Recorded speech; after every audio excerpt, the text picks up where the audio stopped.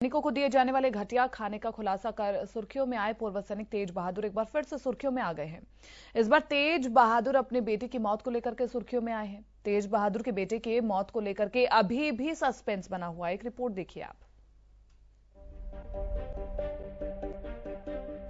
Police की crime report में ये एकमात्र घटना है। सुसाइड हो सकती है या फिर गलती से चली गोली। जाहिर है सवाल उठेंगे और कुछ दिनों तक मीडिया में अपने अपने हिसाब से कवरेज हो रही है और होगी भी। तेज बहादुर के 22 साल के इकलौते बेटे रोहित की मौत की वजह पर गंभीरता से गौर करिए। हम जो आपको बताने जा रहे हैं वो पुलिस की जांच रिपोर्ट में नहीं मिलेगा और ना ही कोर्ट में इस पर सुनवाई होगी, क्योंकि ये सुसाइड नहीं, सिस्टम की तरफ से किया गया मर्डर है, जिसके हत्यारों को पकड़ पाना इसलिए संभव नहीं क्योंकि उनका चेहरा नहीं है। आपको याद तो होगा ही, 10 जनवरी 2017 में बीएसएफ में घटिया भोजन दिए जाने का खुलासा करने वाला बीएसएफ का जवान तेज बहादुर देश भर का सबसे चर्चित चेहरा बन गया था।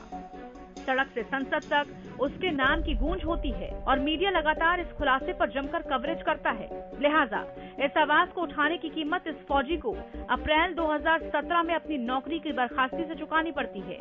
आपको ये भी बता दें कि उसकी सारी सुविधाएं रोक दी गई और इस जवान को दूसरी नौकरी नहीं मिली। वो कोई सामान निकाल रहा था उसके अंदर से, एक वो स्प्रे है वो कहीं निकाल रहा था, तो उसने स्प्रे वो भी देख लिया।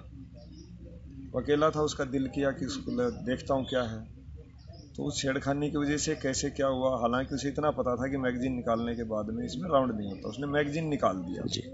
लेकिन कहीं गलती से एक राउंड उसमें पिस्टल के अंदर था, वो उसे पता नहीं था। और वो किस तरीके से हुआ है, कैसे चला है, इसके बारे में कुछ नहीं पता मुझे, तो कोई है नहीं। बाकी मुझे जहाँ तक पुलिस ने मौके बताया है कि वो कहीं उसको पलटी पुलटी करके देख रहा था, मैगजीन निकली हुई है और वो गोली चल गई अचानक। तो ऑन स्पॉट ही उसका जो है ऑन स्पॉट हुआ या आधे घंटे बाद हुआ। मीडिया संसदीय समिति की एक रिपोर्ट का खुलासा करता है, जिसके अध्यक्ष पी चिदम्बरम ने माना कि सेना में सैनिकों को घटिया भोजन मिलता है। रिपोर्ट पूरी तरह तेज बहादुर के आरोप को सही ठहरा रही थी। तेज बहादुर ने न्याय के लिए दिल्ली और कोर्ट में गया, जहां उसे पैसों की बेहद जरूरत थी। बता दें कि 17 जनवरी को जिस रिवॉल्वर ने उसके बेटे की जान ली थी, जो खराब हालत के चलते तेज बहादुर को लाइसेंसी रिवॉल्वर लेने को मजबूर हुआ था। इस घटना के अगले दिन तेज बहादुर को इसी लाइसेंसी रिवॉल्वर के आधार पर नौकरी के लिए इंटरव्यू पर देने जाना था। अब गौर करिए, कुछ दिन के बाद अगर तेज बहादुर कोर्ट के केस जीत भी जाता है तो क्या उसका बेटा वापस लौट आएगा?